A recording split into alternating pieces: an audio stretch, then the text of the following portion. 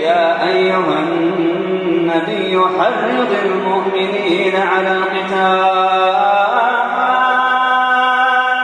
يا أيها النبي حرض المؤمنين على القتال إن يكن منكم 20 صابرون يغلبوا 200 وإن يكن منكم 100 يغلبوا 1000 من الذين كفروا بأنهم قوم لا يفقهون الآن خفف الله عنكم وعلم أن فيكم ضعفا فإن يكن منكم 100 صابرة يغلبوا 200 وإن يكن منكم 1000 يغلبوا 2000 بإذن الله والله مع الصابرين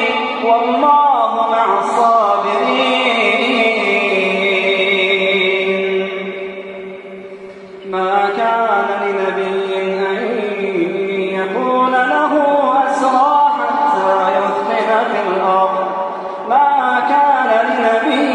أن يكون له أسرى حتى يثخن في الأرض تريدون عرض الدنيا والله يريد الآخرة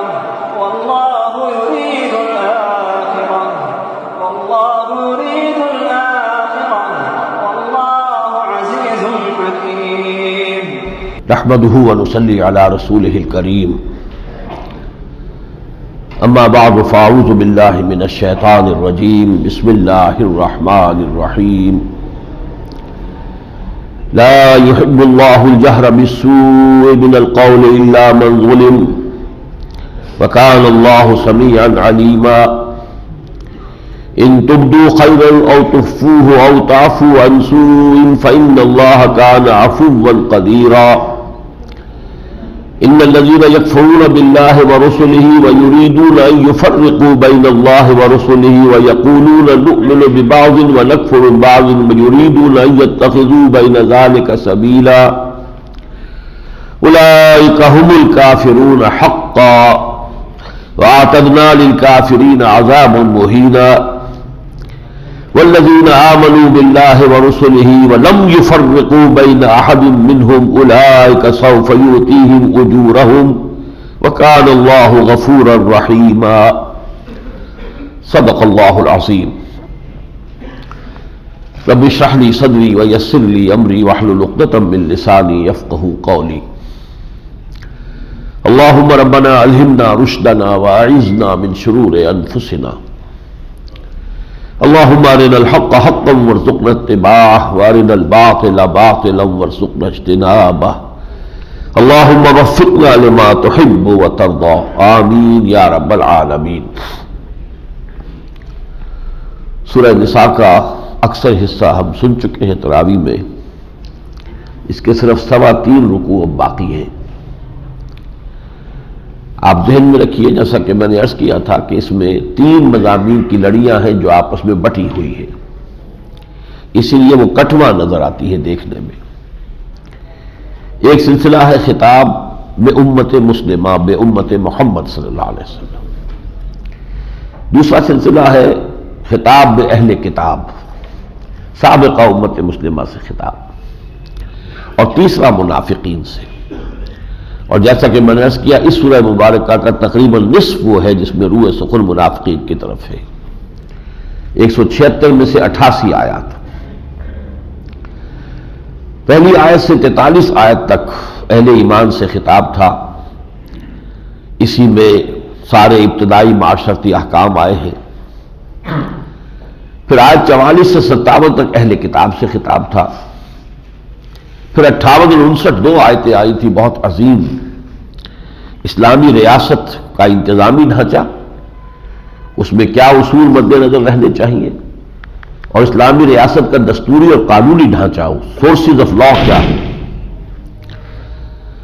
پھر آیت نمبر 60 سے 126 یہ مسلسل اور طویل ترین حصہ تھا منافقین سے متعلق.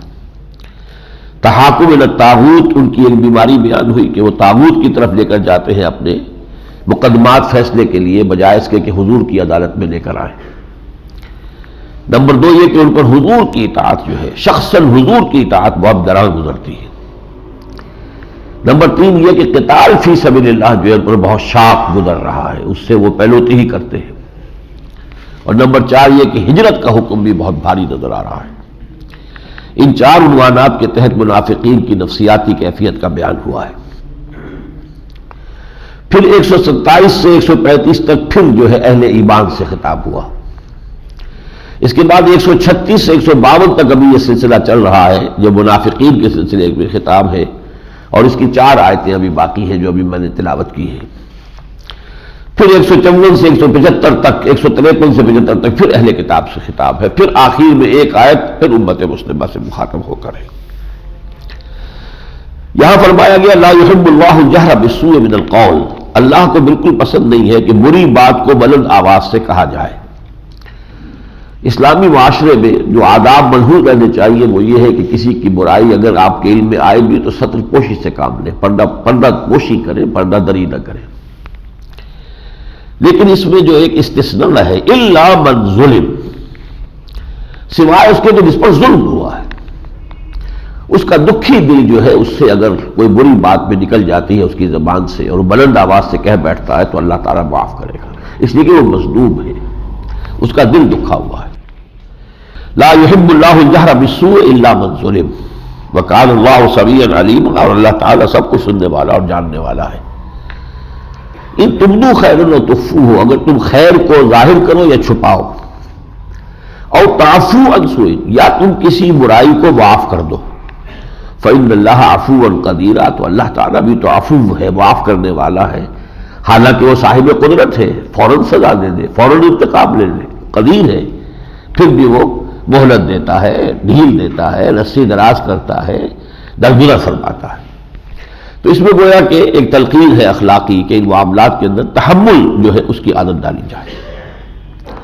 اب جو اصل روگ تھا منافقین کا بھی اور اہل کتاب کا بھی، اس کو یہاں ایک اصولی مسئلے کے اندر جمع کر دیا گیا. ان الذین یکفرون باللہ ورسلہ، وہ لوگ کہ جو کفر کرتے ہیں اللہ کا اور اس کے رسولوں کا، اور کس شکل میں کرتے ہیں، وَيُرِيدُونَ أَن يُفَرِّقُوا بَيْنَ اللَّهِ وَرُسُلِهِ، کہ وہ تفریق کر دیں اللہ اور اس کے رسولوں کے مابین. اللہ کی بات تو ہم ماننے کو تیار ہیں، آخر ان کی بات کیوں مانیں؟ یہ تو ہماری طرح کے انسان ہیں کہ اللہ کو تو ہم مان لیں گے، اللہ کو تو سبھی مانتے ہیں. کسی نے رام کہہ کے مان لیا، رحمان کہہ کے مان لیا، گاڈ مان لیا، جو چاہے مان لے، ایشور کہہ لے، پرماتما کہہ لے. اصل مسئلہ آتا ہے رسول کے ساتھ کہ رسول ایک شریعت لے کر آتا ہے، شریعت کی پابندی کرنی پڑتی ہے، اور یہ پابندی کرا گزرتی. جو لوگ تفریق کرنا چاہتے ہیں اللہ اور اس کے رسولوں کے مابین، وَيَقُولُونَ نُؤْمِنُ بِبَعْضٍ وَنَكْفُرُ بِبَعْضٍ، اور کہتے ہیں کہ ہم بعض کو مانیں گے بعض کو نہیں مانیں گے. یہاں دوسری شکل بھی آ گئی، رسولوں میں تفریق کرنا. موسیٰ کو مانیں گے محمد کو نہیں مانیں گے صلی اللہ علیہ وسلم، عیسیٰ کو مانیں گے محمد کو نہیں مانیں گے صلی اللہ علیہ وسلم. یہ دو چیزیں ہیں گویا کہ جس میں کہ جمع ہو گئے یہ دونوں امراض. وَيُرِيدُونَ أَن يَتَّخِذُوا بَيْنَ ذَلِكَ سَبِيلًا، وہ چاہتے ہیں کہ اس کے بین بین کو روش اپنے لیے اختیار کر لیں. اب بڑے واضح الفاظ آ رہے ہیں، أُولَٰئِكَ هُمُ الْكَافِرُونَ حَقًّا، یہ کٹر کافر ہیں، ان کے کفر میں کسی شک و شبے کی گنجائش نہیں. جو بھی یہ روش اختیار کرتا ہے پکا اور کٹر کافر ہے. وَأَعْتَدْنَا لِلْكَافِرِينَ عَذَابًا مُهِينًا، اور ایسے کافروں کے لیے ہم نے بہت ہی رسوا کن عذاب مہیا کیا ہوا ہے. وَالَّذِينَ آمَنُوا بِاللَّهِ وَرُسُلِهِ، اور وہ لوگ جو ایمان لائے اللہ پر، اس کے رسولوں پر، وَلَمْ يُفَرِّقُوا بَيْنَ أَحَدٍ مِّنْهُمْ، اور ان میں کوئی تفریق نہ کرے، نہ اللہ اور اس کے رسولوں کے مابین کو تفریق کرے، نہ رسولوں کے مابین کو تفریق کرے.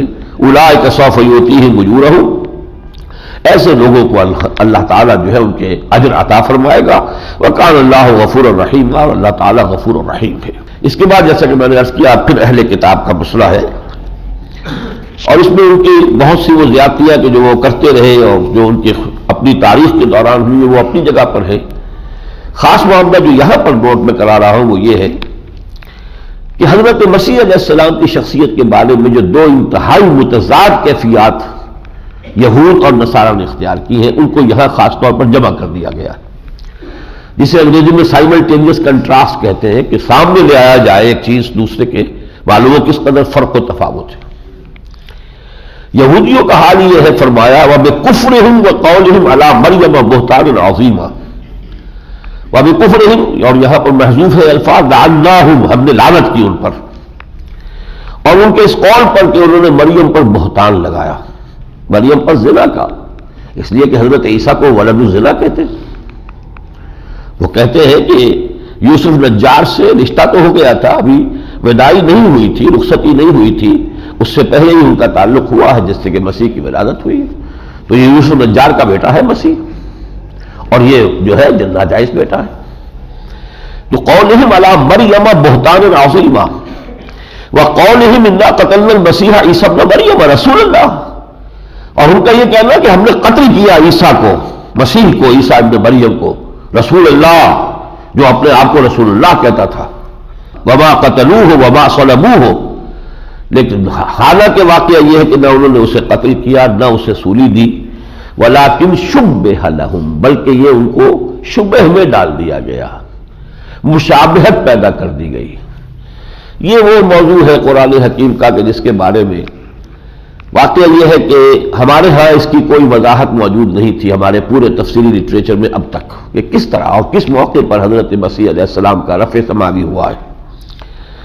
اس لیے یہاں جو فرمایا وما صلبوه ولكن شبه لهم وان الذين اختلفوا فيه لفي شك منه وما لهم به من علم الا اتباع الظن وما قتلوه یقینا، اور یقیناً جن لوگوں نے اس کے معاملے میں اختلاف کیا ہے وہ ایک بڑے شک کے اندر مبتلا ہے، جن کے پاس کوئی علم اس کے بارے میں نہیں ہے سوائے ظن، اٹکل پچو کے، ظن و تخمین کے گھوڑے وہ دوڑا رہے ہیں۔ وما قتلوه یقینا، اور ہرگز ہرگز ہرگز انہوں نے قتل نہیں کیا، بل رفعہ اللہ الیہ وکان اللہ عزیزا حکیما، بلکہ اللہ تعالیٰ نے انہیں اٹھا لیا اپنی طرف، اور اللہ تعالیٰ زبردست ہے، حکمت والا ہے۔ یہ ہے موقف جو قرآن کا ہے کہ حضرت مسیح علیہ السلام سولی پر نہیں چڑھے، سولی پر ان کی کوئی موت واقع نہیں ہوئی، وہ قتل نہیں ہوئے، انہیں زندہ آسمان پر اٹھا لیا گیا۔ لیکن کب، کس مرحلے میں، اور پھر یہ کہ ان کی جگہ پر جو سولی چڑھا کون تھا، یہ مسئلہ جو ہے ہمارے ہاں لا ینحل تھا جب تک کہ گاسپل آف برنباس جو ہے منظر عام پر نہیں آئی، اور یہ ریسنٹلی آئی ہے، اور یہ ویٹیکن کی لائبریری ہی سے برآمد ہوئی ہے، کسی مسلمان کے ہاں سے نہیں۔ برنباس جو ہے ایک حواری تھے حضرت مسیح کے، ان کے ہاں کے سینکڑوں انجیلیں ہیں، 104 انجیلوں میں سے 4 انہوں نے سلیکٹ کی تھی ایک وقت میں، جن کو 4 کو کہتے ہیں کہ یہ کینونیکل ہے اور باقی اپوکریفل ہے، یعنی وہ غیر مستند ہے، ان پر ہمیں اعتماد نہیں ہے۔ تو انہی میں سے ایک جو ہے وہ انجیل برنباس ہے، اور عام طور پر وہ کہیں بھی شائع نہیں ہوتی تھی، لیکن یہ کہ ایک نسخہ نکلا پوپ کی لائبریری سے، اور وہاں یہ وضاحت کی گئی ہے کہ جس حواری نے غداری کی تھی اور مخبری کر کے حضرت مسیح کو گرفتار کروایا تھا، یوڈاس اسکریوٹ، اس کی شکل اللہ نے حضرت مسیح کی سی بدل دی، اور حضرت مسیح کو جب وہ داخل ہوئے باغ کے اندر جہاں چھپے ہوئے تھے، روح پوش تھے حضرت مسیح، اور وہ حواری لے کر آیا ہے وہاں سپاہیوں کو گرفتار کرانے کے لیے، تو وہاں اللہ تعالیٰ کی طرف سے 4 فرشتے آئے، چھت پھٹی اس کوٹڑی کی جس میں کہ وہ اس وقت وہاں پر تھے اور اللہ کی یاد کر رہے تھے، ان کو لے گئے، اور یہ شخص داخل ہوا، اس کی شکل بنا دی گئی حضرت مسیح کی سی۔ اب یہ جب باہر نکلا ہے تو باقی حواری جو تھے موجود وہاں 11، وہ ایک دم ہڑبڑا کر اٹھے، سو گئے تھے، انہوں نے کہا یہاں ہے استاد، اب انہوں نے سمجھ لیا کہ یہی شخص ہے، اس کو پکڑ لیا، اور وہ شخص سولی چڑھا ہے۔ یہ ہے انجیل برنباس کا موقف، اللہ عالم، ہم یقین سے نہیں کہہ سکتے، لیکن میں یہ اطمینان سے کہہ سکتا ہوں کہ میرا دل اس پر ٹھکا ہوا ہے، مطمئن ہے کہ صورتحال واقع تک ایسی ہے، قرآن مجید کے الفاظ سے بھی ولیکن شبہ لہم، ان کو تو نہ قتل کیا نہ انہیں سلیب دی گئی، وما قتلوہ وما صلبوہ ولیکن شبہ لہم وان الذین اختلفوا فیہ لفی شک منہ ما لہم بہ من علم الا اتباع الظن وما قتلوہ یقینا، اس قدر یقینی کیٹیگوریکل ڈینائل ہے۔ بل رفعہ اللہ الیہ وکان اللہ عزیزا حکیما وان من اہل الکتاب الا لیؤمنن بہ قبل موتہ، اور نہیں ہے کوئی بھی اہل کتاب میں سے مگر وہ ان پر ایمان لا کر رہے گا ان کے انتقال سے قبل۔ حضرت مسیح کا انتقال ابھی باقی ہے، ہونا ہے۔ وہ جب دوبارہ آئیں گے زمین پر، نزول ہوگا، پھر ان کی عام انسانوں کی زندگی ہے بقیہ، اور اس میں ہی پھر ان کا انتقال بھی ہوگا، اور اس سے پہلے تمام اہل کتاب ان پر ایمان لا چکے ہوں گے۔ وَيَوْمَ الْقِيَامَةِ يَكُونُ عَلَيْهِمْ شَهِيدًا، اور قیامت کے دن پھر وہ ان کے خلاف گواہ بن کر کھڑا ہوگا کہ میں نے تو نہیں کہا تھا کہ میری وہ، اس سے اگلے سورہ مبارکہ کے اندر آ جائے گا کہ اللہ تعالیٰ پوچھے گا أَأَنْتَ قُلْتَ لِلنَّاسِ اتَّخِذُونِي وَأُمِّيَ إِلَٰهَيْنِ، ہے عیسیٰ کیا تم کہہ کر آئے تھے اپنے ان لوگوں سے کہ مجھے اور میری ماں کو بھی الہ بنا لینا اللہ کے ساتھ؟ تو جس طرح وہ لجاجت سے کہیں گے پروردگار میں نے ہرگز یہ بات نہیں کی، میں نے کہی ہوتی تو تیرے علم میں ہوتی، تو سب کچھ جانتا ہے، میں نے تو وہی کچھ کہا تھا جو تو نے مجھ سے کہا تھا، تو میں نے تو دعوت انہیں توحید کی دی تھی۔ بہرحال یہ موقف تو ہے یہود کا حضرت مسیح کے بارے میں، اور دوسری طرف انتہا پر نصارہ نکل گئے غلو کے اندر۔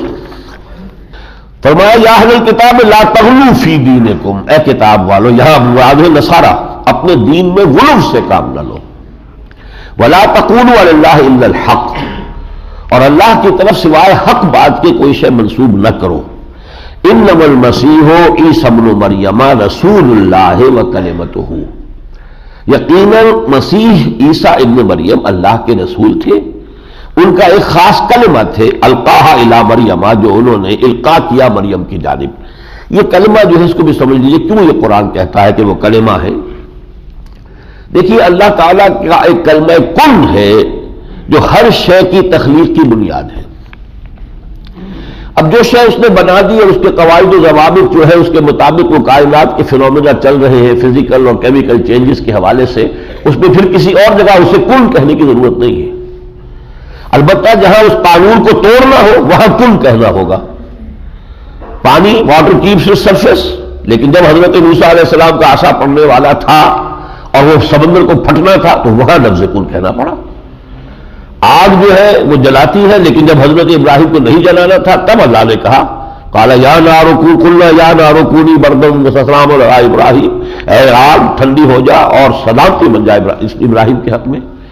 اسی طرح حضرت مسیح کی پیدائش میں چونکہ باپ والا حصہ نہیں ہے، وہ جو لنک ہے بروکن لنک، اس کو اللہ تعالیٰ کے خاص حکم کن نے پورا کیا ہے، اس لیے وہ ایک خاص کلمہ ہو گئے، اضافی کلمہ ہو گئے اللہ تعالیٰ کی جانب سے۔ کلمۃ القاہا الی مریم وروح منہ، ان کی طرف سے ایک روح خاص۔ فآمنوا باللہ ورسولہ، اور دیکھو تو ایمان لاؤ اللہ پر اور اس کے رسولوں پر۔ ولا تقولوا ثلاثہ، اور دیکھو مت کہو یہ تثلیث کا عقیدہ مت رکھو کہ وہ بھی تثلیث میں تین اقانیم میں ایک وہ بھی شامل ہو گیا ہے۔ انتہوا خیر لکم، باز آ جاؤ اسی میں تمہارے لیے خیریت ہے۔ انما اللہ الہ واحد، اللہ تو بس ایک ہی الہ ہے، سبحانہ وہ اس سے بلند و بالا ہے، پاک ہے، ان یکون لہ ولد، کہ اس کا کوئی بیٹا ہو، لہو ما فی السماوات و ما فی الارض وکفی باللہ وکیلا، آسمانوں اور زمین میں جو کچھ ہے اسی کا ہے اور وہ کافی ہے نگرانی کرنے کے لیے۔ تو یہ دو انتہائیں ہیں، ایک نے خدا بنا دیا، غلو کی اس انتہا پر پہنچا دیا، اور ایک نے جو ہے انہیں کافر اور مرتد قرار دے کر اپنے بس بڑھتے جو ہے سوری چڑھا کر اور مرتد کو جو سزا ہوتی ہے وہ دلوا دی۔ قرآن مجید نے ان دونوں کی یہاں نفی کر دی۔ ان دو کے مابین ایک بہت اہم مضمون جو آیا ہے، یہ بین، وہ یہ ہے کہ رسالت کا اصل مقصد سمجھو، نبوت و رسالت کا یہ سلسلہ جاری کیوں ہوا۔ فرمایا انا اوحینا الیک، اے نبی ہم نے وحی کی آپ کی جانب، کما اوحینا الی نوح والنبیین من بعدہ، جیسے ہم نے وحی کی تھی نوح کی جانب اور ان کے بعد بھی بہت سے نبیوں کی طرف، واوحینا الی ابراہیم و اسماعیل و اسحاق و یعقوب و الاسباط، ہم نے وحی کی ابراہیم کی طرف، اسماعیل کی طرف، اسحاق کی طرف، یعقوب کی طرف اور ان کی اولاد پر، وعیسیٰ و ایوب و یونس و ہارون و سلیمان، اسی طرح ہم وحی بھیجی ہم نے عیسیٰ پر، ایوب پر، یونس پر، ہارون پر، سلیمان پر، وآتینا داؤد زبورا، اور ہم نے داؤد کو زبور عطا کی، ورسلا قد قصصناہم علیک، ایسے بھی رسول گزرے ہیں کہ جن کا ہم نے اے نبی آپ کو حالات بتائے ہیں، کیونکہ مکی قرآن کا مضمون ہے اصل میں تو یہ قصص الانبیاء اور انباء الرسل، یہ تو مکی صورتوں کا مضمون ہے، وہ آ چکا ہے پہلے۔ ورسلا لم نقصصهم علیک، اور ایسے بہت سے رسول گزرے ہیں کہ جن کا ہم نے آپ کو ان کے احوال نہیں بتائے، اس لیے پوری دنیا میں جو رسول کوئی چین میں آئے، کوئی ہندوستان میں آئے، کوئی یورپ میں آئے ہوں گے، افریقہ میں آئے، ان سب کی تاریخ پڑھانا تو تاریخ کا مطلب تو نہیں تھا کہ تاریخ پڑھائی جائے. جن ناموں سے یہ لوگ واقف تھے اہل عرب، انہی کا تذکرہ جو ہے قرآن مجید نے کیا ہے. وَكَلَّمَ اللَّهُ مُوسَىٰ تَكْلِيمًا، اور موسیٰ سے تو اللہ نے کلام کیا جیسا کہ کیا جاتا ہے. اب اگلی آیت آئی رُسُلًا مُبَشِّرِينَ وَمُنذِرِينَ. ہمارے یہ رسول جو ہم نے بھیجے یہ مبشر بھی تھے، منذر بھی تھے. مبشر بشارت دینے والے ان لوگوں کے لیے کہ جو صحیح راستہ اختیار کرے، توحید کی روش اختیار کرے، اللہ کی عبادت اور بندگی کی روش اختیار کرے. اور منذرین خبردار کرنے والے ان لوگوں کے لیے جو شرک کا اور کفر کا راستہ اختیار کرے. لِأَلَّا يَكُونَ لِلنَّاسِ عَلَى اللَّهِ حُجَّةٌ بَعْدَ الرُّسُلِ، تاکہ رسولوں کے آنے کے بعد لوگوں کے حق میں، اب لام ناس کے ساتھ للناس علی اللہ، اللہ کے مقابلے میں کوئی دلیل و حجت باقی نہ رہ جائے. اگر رسول نہ آتے تو انسانوں کو یہ کہنے کا حق ہوتا قیامت کے دن، اے اللہ ہم سے محاسبہ کس بات کا کر رہا ہے، تو نے ہمیں احکام تو پہنچائی نہیں. جب تک حکم پہنچے نہ، ہمارے پاس کوئی ہدایت آئی ہی نہیں، تو ہم سے محاسبہ کس بات کا. یہ ان کا عذر موجود رہتا. لہذا ہم نے بھیجے اپنے رسول صرف اس قطع عذر کے لیے کہ ان کا عذر ختم ہو جائے اور پھر ان پر اتمام حجت ہو جائے، کہ پھر وہ اگنورنس کی پلی نہ لے سکے کہ ہمیں تو معلوم ہی نہیں تھا. تو پھر ہم پہ جزا و سزا کیسے؟ رسلا مبشرین ومنذرین لئلا یکون للناس علی اللہ حجۃ بعد الرسل وکان اللہ عزیزا حکیما. اللہ زبردست ہے، با اختیار ہے، جیسے چاہے محاسبہ کرے، لیکن وہ حکیم بھی تو ہے. اس نے اپنے اس محاسبہ اخروی کا یہ نظام حکیمانہ نظام بنایا ہے کہ انبیاء آ کر اتمام حجت کر دیں، اپنی دعوت کے ذریعے، تلقین کے ذریعے، اپنے عمل کے ذریعے، انفرادی طور پر، اجتماعی طور پر حق کو مبرہن کر دیں، بالکل روشن اور واضح کر دیں، تاکہ اس کے بعد بھی اگر کوئی گمراہی کو اختیار کرتا ہے تو اس کے پاس پھر کوئی عذر نہیں ہوگا. یہ ہے مقصد جس کے لیے انبیاء بھیجے گئے. اسی سلسلے میں فرمایا یا ایھا الناس قد جاءکم الرسول بالحق من ربکم. تو دیکھو اسی قاعدے کے تحت اے لوگوں، اور یہ ناس سے مراد در حقیقت اہل کتاب ہے، چونکہ سلسلہ کلام انہی سے متعلق ہے. دیکھو لوگوں، آ گیا تمہارے پاس ایک رسول حق کے ساتھ، یعنی ہمارے محمد صلی اللہ علیہ وسلم. فآمنوا خیرا لکم، تو اب ایمان لے آؤ، اسی میں تمہاری خیریت ہے، اسی میں تمہاری بھلائی ہے. وإن تکفروا فإن للہ ما فی السماوات والأرض وَكَانَ اللَّهُ عَلِيمًا حَكِيمًا. اور اگر تم کفران نعمت سے کام لوگے تو آسمانوں اور زمین میں جو کچھ ہے اللہ ہی کا ہے. اللہ کی سلطنت میں تمہارے کفر سے کوئی کمی واقع نہیں ہو جائے گی. یہی بات پھر آگے کہی یا ایھا الناس قد جاءکم برہان من ربکم وانزلنا الیکم نورا. اے لوگوں دیکھو تمہارے پاس تمہارے رب کی طرف سے برہان آ گئی ہے، دلیل آ گئی ہے، اور ہم نے تمہاری طرف نور نازل کر دیا. انزلنا الیکم نورا، یہ قرآن مجید نور ہے جس کا انزال ہوا ہے، اتارا گیا ہے. فاما الذین آمنوا باللہ واعتصموا بہ، تو جو لوگ ایمان لائیں گے اللہ پر اور اس کے ساتھ چمٹ جائیں گے، فسیدخلہم فی رحمۃ منہ وفضل، تو اللہ تعالیٰ انہیں داخل کرے گا اپنی رحمت میں اور فضل میں. ویہدیہم الیہ صراطا مستقیما، اور ان کو جو رفتہ رفتہ ہدایت دیتا ہوا سیدھے راستے کی طرف وہ اپنی آخری منزل مراد کو پہنچا دے گا. اس کے بعد آخری آیت ہے 176ویں آیت. اس میں کلالہ کا جو حکم آیا تھا، یہ جو قانون وراثت 4 آیات میں بیان ہوا، اس میں کلالہ کا بھی ایک حکم تھا. کلالہ اس سے کہتے ہیں کہ جس کے نہ تو والدین ہوں، جب وہ فوت ہو رہا ہے یا ہو رہی ہے تو نہ تو اس کے والدین میں سے کوئی ہے، نہ اولاد کوئی ہے، بیٹا بیٹی ہے، نہ شوہر ہے تو بیوی بھی نہیں ہے، بیوی ہے تو شوہر بھی نہیں ہے، البتہ بھائی بہنیں ہیں. ظاہر بات ہے کہ 3 ہیں اصل میں وارث جو ہوتے ہیں، کہ جو اصل وارث ہیں، یا اوپر والدین، یا نیچے اولاد بیٹا بیٹی، یا پھر اسپاؤسز جو ہے ایک دوسرے کے وارث ہیں. شوہر کی وارث بیوی ہے، بیوی کا وارث شوہر ہے. جب جس کے کسی کے یہ تینوں نہیں ہے تو اب اس کی وراثت جائے گی اس کے بھائی بہنوں کے اندر. اس کا قانون کیا ہے؟ تو اس میں کچھ ابہام تھا، سوال کیا گیا، وہ خاصا پیچیدہ مسئلہ ہے، وہ یہاں اس دورہ قرآن میں اس کو نہیں چھیڑا جا سکتا. تو اس کی وضاحت یستفتونک قل اللہ یفتیکم فی الکلالہ، اے نبی آپ سے پوچھ رہے ہیں تو اللہ تعالیٰ ہی ان کو وضاحت کر دیتا ہے کہ کلالہ کا حکم کیا ہے. اس پر یہ سورہ مبارکہ ختم ہوتی ہے. اب ہم آتے ہیں سورہ مائدہ پر. یہ سورہ مائدہ یہاں پر جن کے پاس قرآن ہے وہ دیکھ لے کہ منزل 2 لکھا ہوا ہے یہاں. دوسری منزل قرآن مجید کی سورہ مائدہ سے شروع ہو جاتی ہے. 7 منزلیں ہیں قرآن مجید کی، 7 حصوں میں قرآن منقسم ہے، تاکہ کوئی شخص اگر ایک ہفتے میں قرآن مجید کو ختم کرنا چاہے تو ایک ایک منزل روزانہ پڑھے. اور صحابہ کرام میں سے بہت سے تھے جن کا یہ معمول تھا اور رات کو پڑھتے تھے. تو یہ منزلیں جو ہے اس میں اللہ کے فضل و کرم سے پوری صورتیں جمع کی گئی ہیں، کہیں توڑی نہیں گئی ہے کہ برابر کرنے کے لیے ایگزیکٹ ایکویلٹی کے لیے جو ہے اگر صورتیں توڑ دی جائے کوئی حرج نہیں. جیسا کہ پاروں میں ہے، یہ سپارے جو ہے یہ دور صحابہ میں، دور نبوت میں ان کا کوئی ذکر نہیں ہے، یہ بعد میں بنائے گئے ہیں. جب ہمارا جو ہے ایمان مطمئن ہو گیا، ہر ہفتے قرآن ختم کرنا بڑا مشکل ہے، بھائی مہینے ہی میں کر لیں، تو جب مہینے میں کرنا ہے تو 30 پارے چاہیے، وہ پارے بنائے گئے. لیکن یہ کہ ان میں جو منزلیں ہیں اس میں آپ نوٹ کیجئے کہ آپ پہلی سورہ فاتحہ جو اس کو تو نکال دیجئے، اس لیے کہ وہ تو پورے قرآن کے لیے ایک بمنزلہ تمہید ہے. پھر 3 سورتوں پر پہلی منزل ختم ہو جاتی ہے، پھر 5 پر، پھر 7 پر، پھر 9 پر، پھر 11 پر، پھر 13 پر، اور پھر آخری منزل جو ہے 13 پنجے 65 صورتیں آخری منزل میں. اس طرح یہ کل 114 صورتیں 7 منزلوں میں منقسم ہیں. کہیں یہ 4.25 پارے کے برابر ہے، کہیں یہ 4.25 پارے کے برابر، اس تھوڑا سا کمی بیشی جو ہے اس کے اندر ہے، لیکن یہ کہ بہرحال صورتیں مکمل ہے. دوسرے ہے مکی اور مدنی صورتوں کے گروپ. تو جو مکی مدنی صورتوں کا گروپ ہے وہ سورہ مائدہ کے بعد ختم ہوگا، اس لیے کہ سورہ فاتحہ مکی، پھر بقرہ، آل عمران، نساء اور مائدہ بھی یہ بھی مدنیات ہیں. تو گروپ جو ہے وہ تو ختم ہوگا اس پر، لیکن منزل جو ہے یہاں پہلی ختم ہو گئی، دوسری شروع ہو گئی.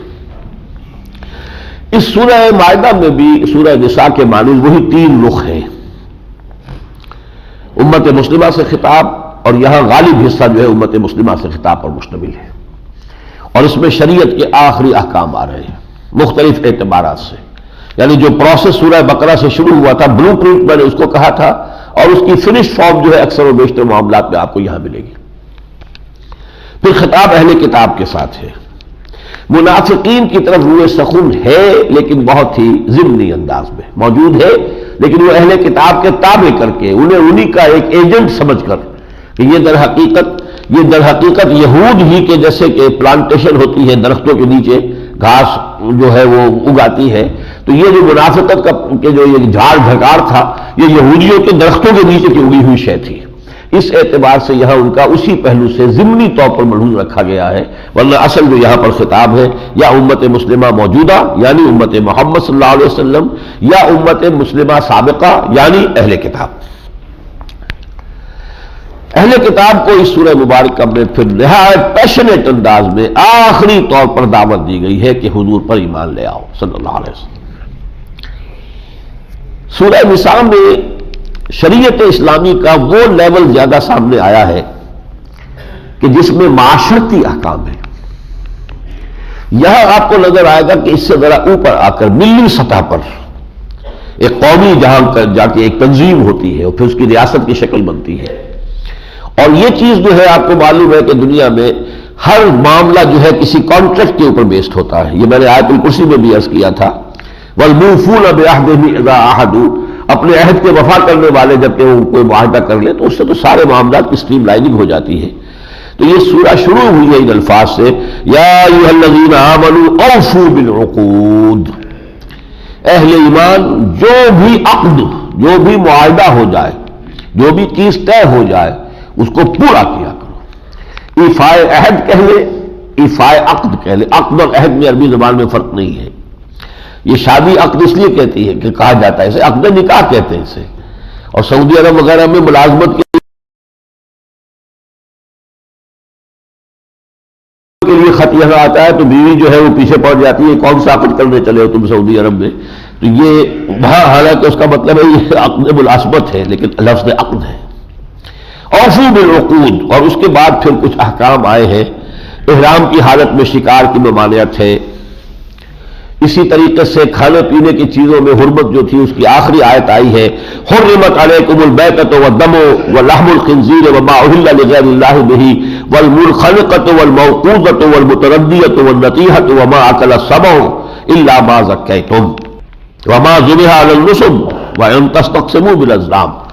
تم پر حرام کر دیا گیا مردار بھی، خون بھی، خنزیر کا گوشت بھی، اور جو جس چیز کو کہ اللہ کے سوا کسی اور کے نام پر ذبح کیا جائے۔ اور مردار میں 4 چیزیں اور شامل کی گئی۔ کوئی جانور گردن گھٹنے سے مر جاتا ہے، کوئی بکری ہے بندھی ہوئی تھی رسی سے، اس نے کوئی ایسے چکر لیے کہ اپنی ہی رسی کے اندر وہ اس کی گردن پھنس گئی اور دم گھٹ گیا، مر گئی، وہ بھی مردار ہی ہے۔ موقوذہ تو چوٹ لگنے سے کوئی جانور مر گیا، متردیہ تو یا کہیں اونچی سے بلندی جگہ سے نیچے گرا ہے جانور مر گیا ہے، نتیحہ سینگ مارنے سے ایک دوسرے کے کوئی جانور مر گیا، یہ سب جو ہے یہ مردار ہی شمار ہوں گے، الا یہ کہ جاندار ابھی زندہ ہو اور اسے ذبح کر لیا جائے۔ اسی طرح اگر درندوں نے چیر پھاڑ دیا ہے، یا شکاری کو آپ نے جو کتا دیا تھا یا کوئی اور چیز اس نے کوئی چیر پھاڑ دیا ہے، اگر آپ پہنچ گئے ہیں کہ ذبح کر لیں، ابھی جان اس میں ہے، ذبح کر لیں تو پھر وہ جائز ہو جائے گا، لیکن اس سے پہلے اگر وہ مر چکا تو وہ مردار کے حکم میں آ جائے گا۔ تو الا ما زکیتم، ہاں تم اگر ان کو ذبح کر لو تو ٹھیک ہے۔ وما ذبح علی النصب، اور دیکھو جو بھی استھانوں پر ذبح کیے جائیں، چاہے نام کسی اور کا نہ لیا جائے، فلاں خانقاہ پہ لے جا کے جو ہے وہ بکرا ذبح کرنا، بھائی کیوں؟ چاہے نام کسی اور کا نہیں لے رہے، لیکن وہاں کیوں لے گئے ہو اس بکرے کو؟ کوئی خاص معاملہ ہے نا، اس خانقاہ والے کے ساتھ کوئی مسئلہ ہے تمہارا، اس کو بھی یہاں واضح کر دیا گیا کہ یہ بھی حرام ہو جائے گا جانور۔ وَأَن تَسْتَقْسِمُوا بِالْأَزْلَامِ، اور وہ جوئے کے تیروں کے ذریعے سے گوشت تقسیم کیا کرتے تھے، اس کی بھی حرمت آ گئی۔ ذَالِكُمْ فِسْقٌ، یہ تمام چیزیں جو ہے فسق میں شامل ہیں، نافرمانی میں شامل ہیں، ان سب کے لیے آخری حکم آ گیا۔ فرمایا اليوم اکملت لکم دینکم واتممت علیکم نعمتی ورضیت لکم الاسلام دینا، دیکھو آج کے دن ہم نے تمہارے لیے تمہارے دین کو کامل کر دیا ہے اور تم پر اپنی نعمت کا اتمام فرما دیا، نعمت ہدایت، اور ہم راضی ہو گئے ہیں تمہارے لیے اب ہمیشہ ہمیشہ کے لیے اسلام سے بحیثیت دین، یہ ہمارا دین ہے، پسندیدہ دین ہے، اور اس کی تکمیل آج ہو گئی ہے۔ یہ تقریباً یوں سمجھیے کہ سن 7 یا 8 میں یہ سورہ مبارکہ نازل ہو رہی ہے، جبکہ حضور صلی اللہ علیہ وسلم کا وہ پورا دور گزر چکا، انقلاب کی تکمیل ہو گئی، پورا معاشرہ قائم ہو چکا، سارے احکام جو ہے اور شریعت کے قوانین جو ہے ان کی تنفیذ ہو چکی ہے۔ اس کے بعد کچھ احکام ہے شکاری جانوروں کے ذریعے سے جن کو بھی وہ شکار کیا جائے، پھر یہ کہ وضو اور تیمم کے احکام ہیں، اب یہ وقت نہیں ہے کہ میں تصویر میں جاؤں۔ پھر فرمایا وَاذْكُرُوا نِعْمَتَ اللَّهِ عَلَيْكُمْ وَمِيثَاقَهُ الَّذِي وَاثَقَكُمْ بِهِ، دیکھو مسلمانوں اب ہم نے تمہیں جکڑ لیا ہے، یہ شریعت جو ہم نے تمہیں دی ہے یہ ہمارے اور تمہارے درمیان کووننٹ جس کو کہتے ہیں، کووننٹ یہ معاہدہ ہے، اب تم جکڑے گئے ہو، یاد رکھو اللہ کے اس انعام کو جو تم پر ہوا ہے، اور یہ میثاق الذی واثقکم بہ جس میں کہ ہم نے تمہیں باندھ لیا ہے۔ شریعت جب دی جاتی ہے کسی قوم کو یا کسی امت کو تو گویا کہ یہ ایک معاہدہ ہے، یہ کانٹریکٹ ہے اللہ کے اور بندے کے مابین، اور اس کو پورا کرنا بندے کے لیے لازم ہے۔ اذ قلتم سمعنا واطعنا، اب یاد رکھنا ہمیشہ اس کو، جبکہ تم نے کہا کہ ہم نے سنا اور مانا۔ واتقوا اللہ، اور اللہ کا تقوی اختیار کرو، ان اللہ علیم بذات الصدور، یقیناً جو کچھ سینوں کے اندر مضمر ہے، چھپا ہوا ہے، اللہ اس سے بھی باخبر ہے۔ اب یہاں وہ آیت آ گئی جس کا حوالہ میں سورہ نساء میں دے چکا ہوں، وہاں ہم نے آیت پڑھی تھی یا ایھا الذین آمنوا کونوا قوامین بالقسط شہداء للہ، اہل ایمان کھڑے ہو جاؤ پوری قوت کے ساتھ عدل کو قائم کرنے کے لیے اور اللہ کے گواہ بن کر۔ یہاں وہی بات ہے، ترتیب صرف الٹ دی ہے، یا ایھا الذین آمنوا کونوا قوامین للہ شہداء بالقسط، اہل ایمان کھڑے ہو جاؤ پوری قوت کے ساتھ اللہ کے حق میں، اللہ کے لیے کھڑے ہو جاؤ۔ کیا مانی ہے؟ اللہ کی مددگار بنو، اللہ کی مدد کی کیا مانی؟ اس کے دین کو قائم کرو، اس کی حکومت قائم کرو۔ اگر کہیں کسی کی بادشاہت تھی، کوئی بادشاہ تھا، اس کے خلاف بغاوت ہو گئی، تو اب وہ وفادار لوگ جو ہوں گے ان کا فرض ہوگا کہ وہ اس بغاوت کو فروغ کریں، اس کو کچل کر رکھ دیں تاکہ جو بادشاہ ہے اس کی حکومت برقرار رہے۔ اب اللہ ہے اس کائنات کا مالک ہے، خالق ہے، پروردگار ہے، اس کا حق ہے کہ اس کا حکم مانا جائے، بادشاہت اس کی چلنی چاہیے۔ جو کوئی اور اپنی بادشاہت چلا رہا ہے، اپنا قانون چلا رہا ہے، وہ باغی ہے، غدار ہے، اور اگر کوئی اللہ کا وفادار ہے تو اس کو تو پھر اس کے ساتھ کشمکش کرنی ہوگی، اس کے ساتھ دوستی کرے گا تو پھر اللہ کا دشمن خوشمار ہوگا خود بھی۔ تو کونوا قوامین للہ، کھڑے ہو جاؤ اللہ کے لیے، شہداء بالقسط، اور عدل و انصاف کے گواہ بن کر کھڑے ہو جاؤ۔ وہاں یہ فرمایا تھا کہ عدل سے انحراف نہ کرو، وَلَوْ عَلَىٰ أَنفُسِكُمْ وَبِالْوَالِدَيْنِ وَالْأَقْرَبِينَ، خواہ وہ تمہارے اپنے خلاف جا رہی ہو بات یا والدین کے یا رشتہ داروں کے۔ یہاں اس کے برعکس فرمایا وَلَا يَجْرِمَنَّكُمْ شَنَآنُ قَوْمٍ عَلَىٰ أَلَّا تَعْدِلُوا، اور دیکھنا کسی قوم کی دشمنی تمہیں اس بات پر آمادہ نہ کر دے کہ تم عدل سے منحرف ہو جاؤ۔ دشمن سے بھی انصاف کرو، give the devil his due، شیطان کو بھی اس کا جو حق ہے وہ ادا کرو، دشمن کا بھی ظاہر بات ہے کہ اگر کوئی اس کا حق بنتا ہے تو ادا کرو۔ لا یجرمنکم شنآن قوم علی الا تعدلوا اعدلوا هو اقرب للتقوی، عدل سے کام لو، انصاف سے کام لو، وہی تقوی سے بہتر ہے۔ ان اللہ خبیر بما تعملون، یقیناً اللہ تعالیٰ باخبر ہے اسے کہ جو تم کر رہے ہو۔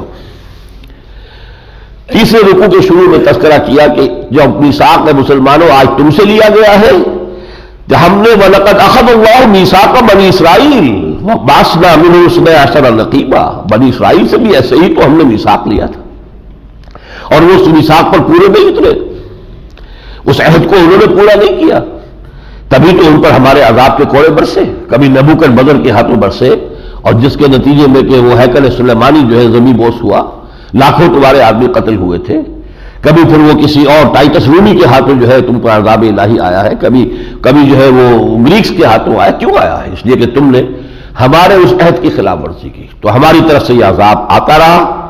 اور جیسا کہ اس صدی میں آپ کو معلوم ہے قرآن مجید کے نزول کے 1400 برس بعد تقریباً جو ہے 1350 برس بعد جو ان پر عذاب آیا ہے جرمنی میں، جس طریقے سے کہ ہولوکاسٹ میں تعداد میں اختلاف ہے لیکن اس میں تو کوئی شک نہیں کہ بہت بڑی تعداد میں یہودی جو ہے ان کو انہیلیٹ کیا گیا، ختم کیا گیا۔ تو میثاق بنی اسرائیل، اور اس میں آگے چل کر فرمایا آیت نمبر 13 میں فَبِمَا نَقْضِهِمْ مِيثَاقَهُمْ لَعَنَّاهُمْ وَجَعَلْنَا قُلُوبَهُمْ قَاسِيَةً، تو بسبب ان کے اپنے میثاق کے توڑنے کے کہ انہوں نے اس عہد کو توڑا، ہم نے ان پر لعنت کی۔ ایک تو لعنت کی وَجَعَلْنَا قُلُوبَهُمْ قَاسِيَةً، اور ہم نے ان کے دلوں کو سخت کر دیا۔ یہ سورہ بقرہ میں ہم پڑھ چکے ہیں، ثم قست قلوبکم فہی کالحجارۃ او اشد قسوہ، پھر تمہارے دل سخت ہوتے چلے گئے اور اب تو وہ پتھروں سے زیادہ سخت ہو گئے، پتھر جیسے بلکہ ان سے بھی زیادہ سخت۔ خطاب میں اہل کتاب میں شروع ہوا ہے رکوع 3 اور 4 میں، پہلے 2 رکوع خطاب میں امت مسلمہ، تیسرا چوتھا رکوع خطاب اہل کتاب سے۔ یا اہل الکتاب قد جاءکم رسولنا یبین لکم کثیرا مما کنتم تخفون من الکتاب ویعفو عن کثیر، اہل کتاب دیکھو تمہارے پاس ہمارا رسول آ گیا ہے صلی اللہ علیہ وسلم، جو واضح کر رہا ہے تمہارے سامنے اکثر وہ چیزیں جو تم چھپا رہے تھے کتاب میں سے، اور بعض چیزوں کو تو وہ نظر انداز بھی کر رہا ہے۔ قد جاءکم من اللہ نور وکتاب مبین، دیکھو تمہارے پاس آ چکی ہے اللہ کی طرف سے روشنی بھی، نور بھی اور کتاب مبین بھی۔ اس آیت میں نور سے مراد نبی اکرم صلی اللہ علیہ وسلم کی شخصیت مبارکہ لی جا سکتی ہے، نور و کتاب مبین۔ وہاں تھا انزلنا الیکم نورا، جب انزال کا لفظ آیا تو اس سے مراد معین ہو گئی قرآن، اس لیے کہ یہ لفظ حضور کے لیے نہیں آ سکتا، لیکن یہاں ہے جاءکم من اللہ نور و کتاب مبین، اب یہ کہ تمہارے پاس اللہ کی طرف سے نور بھی آ گیا، کتاب مبین بھی آ گئی، اور واو درمیان میں حرف عطف ہے تو معطوف اور معطوف علیہ میں مغایرت کا اصول جو ہے اس سے نتیجہ نکلتا ہے کہ یہاں حضور کی شخصیت مبارکہ، ذات مبارکہ کو نور سے تعبیر کیا جا رہا ہے۔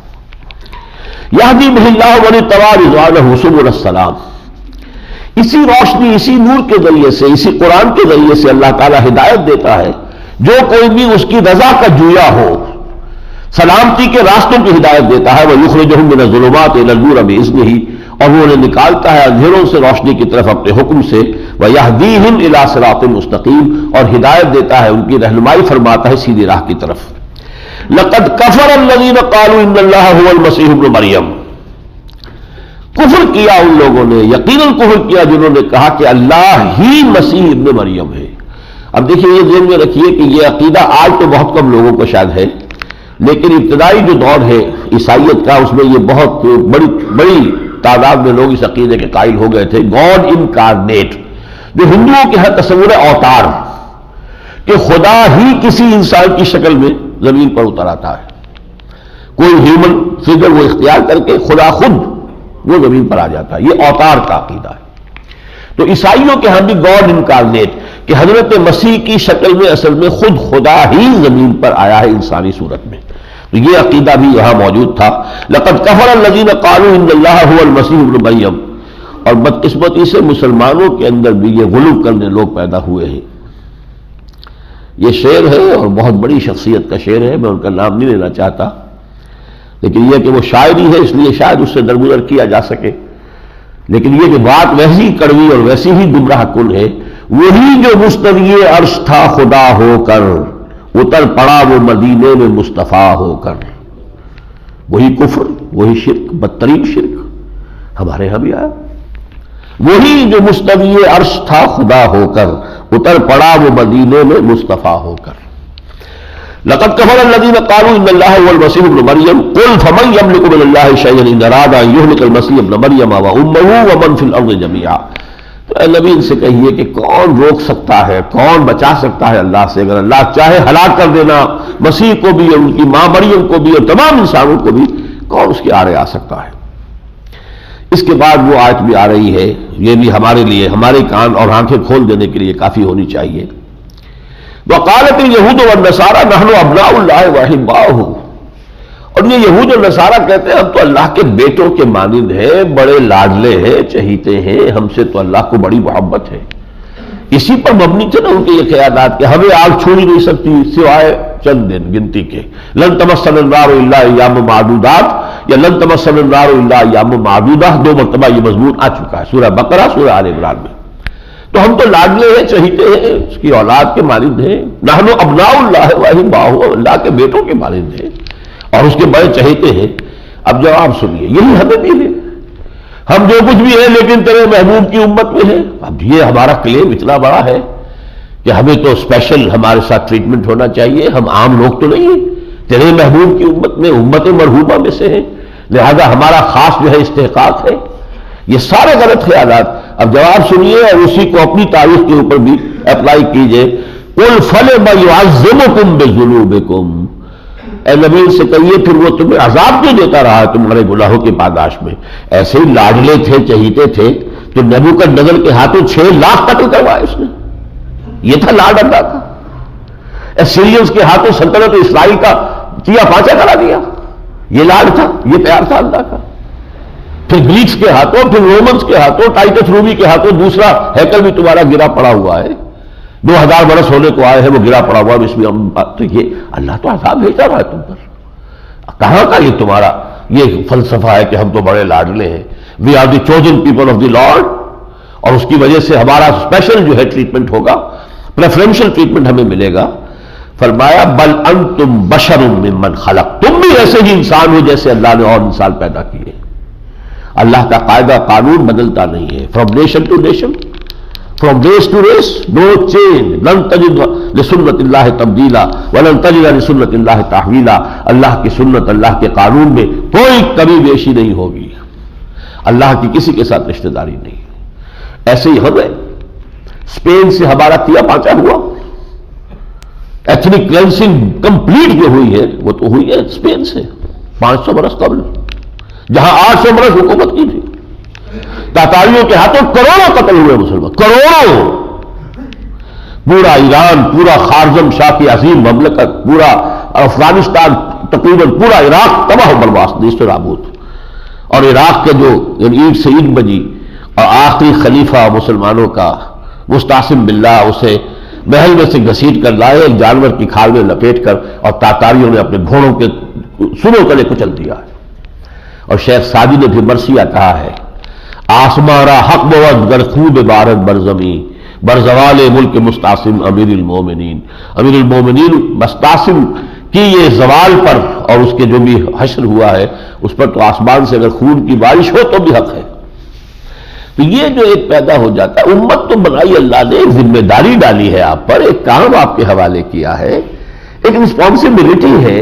یہ رسپانسبلٹی رسولوں پہ آتی تھی تو وہ گھبراتے تھے، اور ان کے جسم جو ہے وہ کانپتے تھے اس کے بوجھ کے خیال سے، اور تم جو ہے صرف اس کے یہ دیکھ رہے ہو کہ پریولیجز ہمیں مل جائیں گی، ڈیوٹیز ہم کچھ کرنے کو تیار نہیں۔ تو یہ اللہ کے ہاتھ نہیں ہے، پریولیجز گو ود رسپانسبلٹیز، جو ذمہ داریاں ہیں وہ ادا کرو گے تو اللہ تعالیٰ کی رحمت کا سایہ ہوگا، لیکن اگر وہ نہیں کرتے ہو تو اللہ تعالیٰ جو ہے تم پر عذاب کے کوڑے برسائے گا۔ وقالت اليهود والنصارى نحن ابناء الله واحباؤه قل فلم يعذبكم بذنوبكم بل انتم بشر ممن خلق۔ اس کے بعد فرمایا یا اہل الکتاب قد جاءکم رسولنا یبین لکم علی فترۃ من الرسل، اہل کتاب دیکھو تمہارے پاس ہمارا رسول آ گیا ہے جو تمہارے لیے ہر شے کو واضح کر رہا ہے، اور یہ رسولوں کے ایک وقفے کے بعد آیا ہے۔ یہ فترۃ الرسل کہتے ہیں، یہ 600 برس کا وقفہ دنیا کی تاریخ میں حضور سے پہلے ایسا گزرا ہے کہ جبکہ کوئی نبی کوئی رسول دنیا میں نہیں تھا۔ اس سے پہلے مکمل 1400 برس ایسے گزرے ہیں کہ کوئی ایک لمحہ ایسا نہیں تھا کہ کوئی نبی نہ ہو۔ حضرت موسیٰ اور حضرت ہارون سے جو سلسلہ شروع ہوا ہے تو حضرت عیسیٰ اور حضرت یحییٰ پر آ کر ختم ہوا ہے۔ فل 1400 ایئرس۔ حضور کی حدیث ہے صحیح بخاری میں، کانت بنو اسرائیل تسوسهم الانبیاء کلما ہلک نبی خلفہ نبی۔ بنی اسرائیل کی ساری سیاست اور حکومت کا معاملہ انبیاء کے ہاتھوں میں ہوتا تھا، جیسے ہی کوئی نبی جو ہے ہلاک ہوتا تھا، فوت ہوتا تھا، دوسرا نبی اس کا جانشین بن جاتا تھا۔ حضرت داؤد کے جانشین حضرت سلیمان بن گئے، لیکن اس کے بعد حضرت مسیح کے بعد 600 برس تک یہ فترۃ من الرسل کہتے ہیں، رسالت اور نبوت کا ایک انقطاع رہا ہے، پھر حضور آئے اور پھر مستقل منقطع ہو گیا، یہ سلسلہ ہمیشہ ہمیشہ کے لیے ختم ہو گیا۔ ان تقولوا ما جاءنا من بشیر ولا نذیر، مبادا تم اللہ کے ہاں جا کر یہ کہو ہمارے پاس تو کوئی خبردار کرنے والا نہیں آیا تھا، ہمیں تو کوئی بشارت دینے والا نہیں آیا تھا۔ فقد جاءکم بشیر و نذیر، دیکھو آ گیا اب تمہارے پاس بشارت دینے والا بھی اور خبردار کرنے والا بھی۔ واللہ علی کل شیء قدیر، اور اللہ تعالی ہر چیز پر قادر ہے۔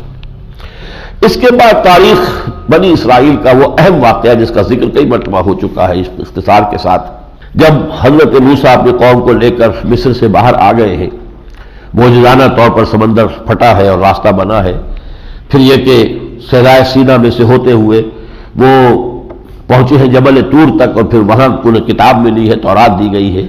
پھر اب ان کا سلوک ہوا شمال کی طرف اور حکم ہوا کہ اب اللہ کی راہ میں جنگ کرو، اب ارض مقدس میں داخل ہو جاؤ، ارض مقدس فلسطین۔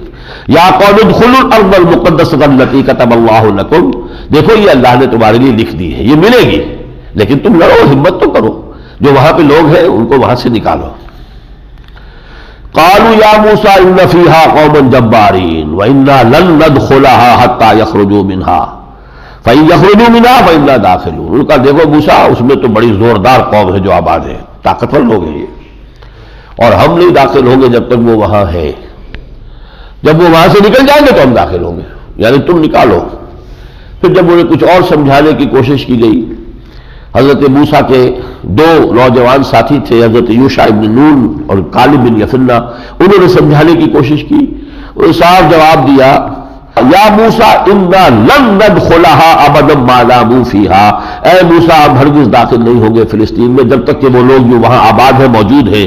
فذهب انت وربک فقاتلا، تو جاؤ تم خود اور تمہارا رب جائے ساتھ اور تم دونوں جنگ کرو، اور اس کے بعد انا ہاہنا قاعدون، ہم تو یہاں بیٹھے ہوئے۔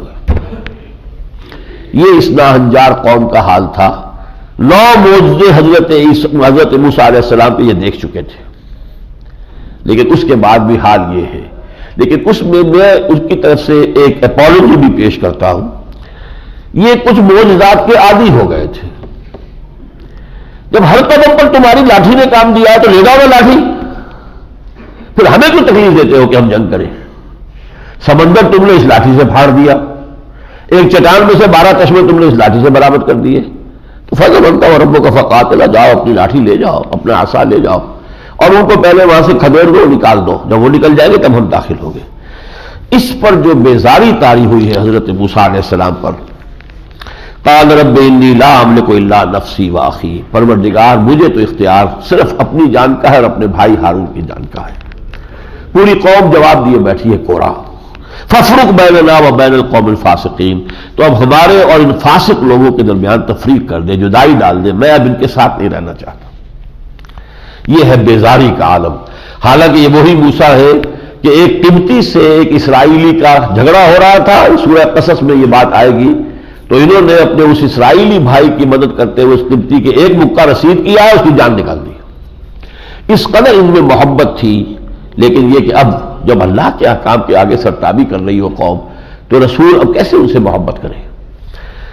قال فإنها محرمة علیہم 40 سنہ، اللہ نے فرمایا کہ ٹھیک ہے ان کے اس جرم کی پاداش میں اب یہ ارض مقدس جو ہے فلسطین پر 40 برس کے لیے حرام کر دی گئی، یتیہون فی الارض، اسی صحرائے تیہ میں، یہ صحرائے سینا جو ہے سینائی ڈیزرٹ، اسی میں بھٹکتے پھریں گے۔ فلا تأس علی القوم الفاسقین، تو اے موسیٰ تم افسوس اور رنج نہ کرو ان فاسق لوگوں کے طرز عمل پر۔ یہ ہے واقعہ حضرت موسیٰ علیہ السلام کا، اور جیسا کہ میں نے آپ کو بتایا کہ پھر ان کے یہ 40 برس جب پورے ہوئے ہیں، اسی دوران میں موسیٰ اور ہارون دونوں کا انتقال ہو گیا۔ ایک نئی نسل جو اب یہ صحرا میں پیدا ہوئی، پلی بڑھی، اس نے وہ سختیاں جھیلی صحرا کی، اور ان کے اندر جو ہے وہ قوت اور سلامت، اور پھر آزاد فضا میں پروان چڑھے تھے تو آزادی اور حریت جو ہے ان کی گھٹی میں پڑی ہوئی تھی۔ پھر یوشع ابن نون، جوشوا جو کہلاتے ہیں بائبل کے جوشوا، تو یوشع ابن نون ان کا نام جو ہے عربی میں آتا ہے، ان کی سرکردگی میں انہوں نے قتال کیا۔ پھر پہلا شہر جریکو، اریحا یہ ہے جریکو جو اب بھی آتا ہے آپ کے خبروں میں، یہ پہلا شہر تھا جو انہوں نے فتح کیا۔ پھر یہاں انہوں نے 12 حکومتیں اپنی بنا لی، 300 برس میں جو ہے پھر زوال ہوا۔ پھر وہ واقعہ ہوا تھا حضرت طالوت کا معاملہ، اور پھر جالوت کو شکست دینے کے بعد پھر حضرت داؤد اور حضرت سلیمان کا وہ جو عہد زرعی ہے، ان کا سنہری دور جو ہے سابقہ بنی اسرائیل کی تاریخ کا، وہ شروع ہوا بعد میں۔ 5ویں رکوع میں یہاں اب ایک واقعہ بیان کیا جا رہا ہے کہ جو حضرت آدم علیہ السلام کے 2 بیٹوں کے مابین ہوا۔ اب یہاں سے پھر اہل ایمان سے گفتگو شروع ہو رہی ہے اور شریعت کے احکام کے لیے تمہید۔ وَاتْلُ عَلَيْهِمْ نَبَأَ ابْنَيْ آدَمَ بِالْحَقِّ، آدم کے 2 بیٹے حابیل اور قابیل، ان دونوں نے کچھ اللہ کی جناب میں کچھ اپنی قربانی پیش کی، قربا قرباناً، اور اس زمانے میں کچھ اللہ تعالیٰ کا یہ معمول تھا کہ کوئی شخص کوئی قربانی کے لیے کوئی جانور لے آیا ہے، وہ پیش کیا ہے اس نے اللہ کے حضور میں، کوئی کسی نے کوئی اور چیز، تو اوپر سے اس کی قبولیت کی علامت یہ ہوتی تھی کہ آسمان سے ایک شعلہ سا نیچے اترتا تھا اور اس شے کو بھسم کر دیتا تھا۔ یہ علامت تھی کہ یہ قربانی قبول ہو گئی۔ یہ چیزیں جب تک کہ ابھی عہد طفولیت میں انسان تھا، یوں سمجھیے کہ یہ ایک دینی کھلونے تھے جو انہیں دکھائے جاتے تھے، حصی کھلونے۔ اب جب انسان عقلاً بالغ ہو گیا تو اللہ نے ان چیزوں کو چھوڑ دیا۔ وہ تو ہم اگلی سورت پڑھیں گے، سورہ مائدہ کے بعد سورہ انعام آئے گی تو اس کے اندر بڑی اہم بحث یہ آئے گی کہ حضور کو کوئی حصی معجزہ جو ہے اللہ نے فرمایا نہیں دیں گے، جس کو ایمان لانا اس مانوی معجزے کو دیکھ کر ایمان لائے تو لائے، لیکن اگر نہیں ایمان لانا چاہتا دفع ہو جائے۔ لیکن پہلے تو تھے حصی معجزے، آنکھوں سے نظر آنے والے معجزے، کہ یہ لکڑی تھی اور سانپ بن گیا، یہ معجزہ ہے۔ یہ ہاتھ ہے نکالا ہے اور سورج کی طرح چمک رہا ہے، یہ معجزہ ہے۔ یہ حضرت مسیح کو آخری قسم کے معجزے دیے گئے۔ تو یہاں پر یہ ہے کہ ان کا معاملہ اس وقت یہ تھا کہ اگر قربانی کی قبولیت ہوتی تھی تو نیچے شعلہ اترا آسمان سے، اس نے بھسم کر دیا، قبول ہو گئی۔ تو ایک کی قبول ہو گئی، حابیل کی، قابیل کی نہیں ہوئی۔ اب بجائے اس کے کہ قابیل جو ہے اس میں غور کرتا کہ کیا وجہ ہے، اللہ نے میری قربانی کیوں قبول نہیں کی، اس کے اندر انتقام پیدا ہوا۔ قال انما لاقتلنک، میں تجھے قتل کر دوں گا۔ قال انما یتقبل اللہ من المتقین، حابیل نے کہا کہ دیکھیں بھائی جان، یہ تو اللہ تعالیٰ متقی جو لوگ ہوتے ہیں ان کی قربانی کو قبول کرتا ہے، اور اگر آپ اپنا ہاتھ بڑھائیں گے مجھے قتل کرنے کے لیے تو میں اپنا ہاتھ نہیں بڑھاؤں گا کہ آپ کو قتل کروں۔ میں یہ چاہتا ہوں کہ آپ میرے حصے کے گناہ بھی اپنے گردن پر لے لیں، اگر آپ مجھے ناحق قتل کریں گے تو گویا کہ میرے گناہ بھی آپ کے کھاتے میں پڑ جائیں گے۔ لیکن وہ اتنا مشتعل تھا، اس کے نفس نے اسے آمادہ کر دیا۔ فطوعت لہ نفسہ قتل اخیہ، یہ پہلا قتل ہے، پہلا خون بہایا گیا ہے نسل انسانی کی تاریخ میں، قابیل نے، جسے کین کہتے ہیں انگلش میں، ایبل کہتے ہیں حابیل کو، تو کین نے ایبل کو قتل کیا ہے۔ اور یہاں فرمایا پھر اللہ تعالیٰ نے من اجل ذلک کتبنا علی بنی اسرائیل انہ من قتل نفسا بغیر نفس او فساد فی الارض فکأنما قتل الناس جميعا ومن احیاها فکأنما احیا الناس جميعا، اگر کسی شخص نے ایک انسانی جان کو بھی قتل کیا بغیر بدلے کے، کہ اگر اس نے قتل کیا ہے تو قتل کے بدلے میں قتل وہ ٹھیک ہے، اسی طرح کوئی فساد فی الارض ہے، اس کو فروغ کرنے میں کسی کو مارنا پڑ رہا ہے تو وہ بھی ٹھیک ہے، اگر بغیر کسی ایسے سبب کے کسی کو قتل کیا تو یہ ایسے ہی کأنما قتل الناس جميعا، کہ اس نے تمام نوع انسانی کو قتل کر دیا۔ اس لیے کہ تمدن کی بنیاد قائم ہے احترام جان اور احترام مال پر۔ آپ میری جان کا احترام کریں، میں آپ کی جان کا احترام کروں گا، تبھی تو ہم مل جل کر رہ سکتے ہیں۔ جس معاشرے میں احترام نفس نہ رہے، احترام جان نہ رہے، تو معاشرے کی تو گویا کہ چولے ہی گئی۔ اس طرح مال کا احترام، کہ ایک دوسرے کا مال ناجائز طریقے سے ہڑپ نہ کیا جائے۔ ٹھیک ہے تجارت ہے، اس میں کچھ نفع آپ نے کما لیا ہے یا آپ سے کسی اور نے کما لیا ہے، کھلی تجارت میں کوئی حرج نہیں، لیکن چوری کی ہے، ڈاکہ ڈالا ہے، زبردستی لیا ہے، رشوت دی ہے، یہ سب حرام ہو جائے گا۔ تو کانما قتل الناس جميعا ومن احیاها فکانما احیا الناس جميعا، اور جو کسی ایک انسانی جان کو بچائے گویا کہ اس نے پوری نوع انسانی کو بچا لیا۔ اس کے بعد پھر یہاں پر محاربہ کی سزا دی گئی ہے۔ کہیں اسلامی ریاست قائم ہو اور وہاں کچھ لوگ فساد مچائیں، قتل و غارت، ان کی سزا کیا ہے؟ انما جزاء الذین یحاربون اللہ ورسولہ ویسعون فی الارض فسادا، سزا ان لوگوں کی کہ جو محاربہ کرتے ہیں، جو اللہ اور اس کے رسول سے جنگ کرتے ہیں اور زمین میں فساد پیدا کرنا چاہتے ہیں، وہ یہ ہے ان یقتلوا، کہ ان کے ٹکڑے ٹکڑے کر دیے جائیں، او یسلبوا، یا انہیں سولی دے دی جائے، او تقطع ایدیہم وارجلہم من خلاف، یا ان کے ہاتھ اور پاؤں جو ہے مخالف سمتوں سے کاٹ دیے جائے، داہنا ہاتھ بایاں پاؤں، یا بایاں ہاتھ اور داہنا پاؤں، او ينفوا من الارض، یا انہیں زمین سے باہر نکال دیا جائے، یعنی ملک بدر کر دیا جائے۔ ذالک لہم خزی فی الدنیا، یہ تو ہے ان کے لیے دنیا کے اندر رسوائی، دنیا میں ذلت، ولہم فی الآخرۃ عذاب عظیم، اور آخرت میں ان کے لیے بہت بڑا عذاب ہے۔ یعنی بد امنی پیدا کرنا، راہزنی کرنا، لوگوں کو ناحق قتل کرنا، یہ ساری چیزیں جو ہے یہ بہت بڑا جرم ہے، بہت بڑا جرم ہے، بہت بڑا جرم۔ فرمایا الا الذین تابوا من قبل ان تقدموا علیہ، یہ بڑی پریکٹیکل بات کہی جا رہی ہے، سوائے ان کے لیے جو لوگ توبہ کر لیں اس سے پہلے کہ تم ان کو قابو میں کرو۔ اگر تو تم نے قابو کر لیا ہے تو سزا یہ دینی ہے تم نے، لیکن اگر ابھی تم قابو نہیں کر سکے اور اس سے پہلے انہوں نے توبہ کر لی تو پھر ان اللہ، تو پھر یہ ہے فاعلموا ان اللہ غفور رحیم، تو پھر ان کو معاف کر دینا ہوگا، کیونکہ انہوں نے اپنے کیے پر پشیمانی اختیار کر لی، ندامت کی، اپنے آپ کو حوالے کر دیا، اور اس میں یہ کہ آپ اس کو نہیں پکڑ سکے تھے، وہ خود آئے ہیں، تو پھر ان کو معاف کر دیا جائے گا۔ یا ایھا الذین آمنوا اتقوا اللہ وابتغوا الیہ الوسیلۃ وجاہدوا فی سبیلہ لعلکم تفلحون، اے اہل ایمان اللہ کا تقوی اختیار کرو اور اس کا قرب حاصل کرنے کی کوشش کرو۔ وابتغوا الیہ الوسیلہ، یہ وسیلہ اردو میں جب ہم لفظ بولتے ہیں بہت سے الفاظ ایسے ہیں کہ جو عربی میں بھی مستعمل ہے، اردو میں بھی، لیکن اردو میں آ کے ان کا مفہوم کچھ بدل جاتا ہے۔ مثلا ذلیل کا لفظ ہے، اردو میں ذلیل ہم کہتے ہیں کمینے کو، ذلیل بڑا ذلیل انسان ہے، عربی میں ذلیل کے معنی کمزور ہے، صرف اس میں کمینگی کا کوئی پہلو نہیں ہے۔ چنانچہ خود صحابہ کرام کے لیے لفظ آیا قرآن مجید میں وَلَقَدْ نَصَرَكُمُ اللَّهُ بِبَدْرٍ وَأَنْتُمْ أَذِلَّةٌ، اللہ نے تمہاری بدر میں مدد کی تھی جبکہ تم بہت کمزور تھے۔ تو ذلیل عربی میں صرف کمزوری کی پر دلالت کرتا ہے، جبکہ اردو میں آ کر اس میں کمینگی اور گھٹیا جو کردار کا معاملہ۔ اسی طرح وسیلہ، اب ہمارے ہاں وسیلہ ذریعہ کے معنی میں ہے، کسی کو وسیلہ بناؤ، ذریعہ بناؤ، کسی سے سفارش کراؤ۔ وسیلہ کے معنی عربی زبان میں قرب ہے۔ یا ایھا الذین آمنوا اتقوا اللہ وابتغوا الیہ، اس کا قرب حاصل کرنے کی کوشش کرو، اور قرب حاصل کرنے کا ذریعہ کیا ہے؟ وجاہدوا فی سبیلہ لعلکم تفلحون، اللہ نے تو کھول دیا ہے راستہ، جہاد کرو اس کی راہ میں، اس کے کلمے کی سربلندی کے لیے، اس کے دین کو غالب کرنے کے لیے، اس کے پیغام کو دنیا تک پہنچانے کے لیے۔ یہ ہے اللہ کے تقرب الی اللہ کا ذریعہ، یہ ہے۔ یہ باقی ہے کہ جو بھی ہمارے ہاں خانقاہ نظام ہے اور اس میں سلوک کے اور تقرب الی اللہ کے کچھ اور جو چیزیں آ گئی ہیں، تو یہ محمد الرسول اللہ، سلوک محمدی جو ہے، سلوک قرآنی، وہ یہ ہے۔ آگے چل کر سورہ مائدہ میں ایک اور عظیم آیت بھی آئے گی کہ جس میں اس کے کچھ مراحل کا ذکر ہو جائے گا۔